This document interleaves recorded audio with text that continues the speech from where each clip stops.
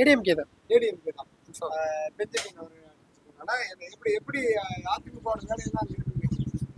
இப்போ டிஎம்கே பொறுத்தவரை டிஎம்கே அந்த அளவுக்கு பண்ணல சரியா. ஸோ நிறைய போதைப் பொருட்கள் அதெல்லாம் கொஞ்சம் புழக்கத்தில் இருக்கிறதுனால மோஸ்ட்லி வந்துட்டு ஏடிஎம்கே வரது பெட்ரு. அவங்க ஆட்சியில் அந்த அளவுக்கு இல்லை. இது ரொம்ப ஒரு எப்படி சொல்கிறது, யங்ஸ்டர்ஸ்லாம் ரொம்ப கெட்டு போகிற மாதிரி இருக்குது. மற்றபடி அவங்க ஆட்சியில் அந்த அளவுக்கு இல்லை. மதுரை விஜய்க்கு வாய்ப்பு இருக்காமா?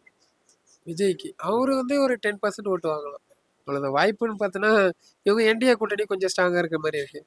ஸோ அதனால அவங்களுக்கு நிறைய வாய்ப்பு அதிகமாக இருக்குது. இவங்களை கம்பேர் பண்ணும்போது அவங்க சைடு கொஞ்சம் ஸ்ட்ராங்காக இருக்க மாதிரி இருக்குது. அதனால கண்டிப்பாக என்டிஏ கூட்டணி தான் வரும். சீமான் அவரு 10% ஓட்டு பிரிப்பார், அவ்வளோதான். அவர் ஜெயிக்கிறதுக்கு வாய்ப்பு இல்லை. ஓட்டை பிரிக்கிறது 2 பேர். எனக்கு தெரிஞ்ச விஜய் வந்துட்டு என்டிஏ கூட வந்துட்டாருன்னா பெட்டர், இன்னும் கொஞ்சம் ஸ்ட்ராங்காக இருக்கும் என்டிஏ. அதர்வைஸ் இவர் 10% அவர் 10% பிரிக்கும் போது ஓட்டு பிரியும், அவ்வளோதான் வித்தியாசம். இது கொஞ்சம் டஃப் எலெக்ஷனாக தான் இருக்கும் பார்க்கும்போது, ஆல்மோஸ்ட் பார்த்தோன்னா.